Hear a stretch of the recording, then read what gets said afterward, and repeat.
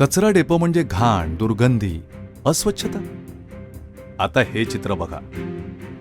GPS सिस्टमने नियंत्रित केलेल्या तब्बल 200 घंटागाड्या, त्यांना वजन करून दिली जाणारी रसीद, कचऱ्याचं पद्धतशीर संकलन, फिरत्या सिलेंडर्समधून त्या कचऱ्याचं 5 वेळा केलं जाणारं शास्त्रशुद्ध सूक्ष्मीकरण आणि अखेर कचऱ्यापासून खत आणि वीज निर्मिती.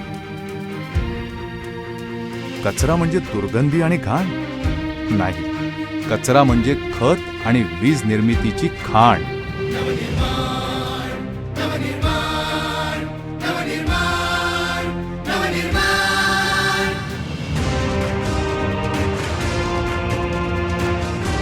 हेच महाराष्ट्रातील प्रत्येक शहरात शक्य आहे.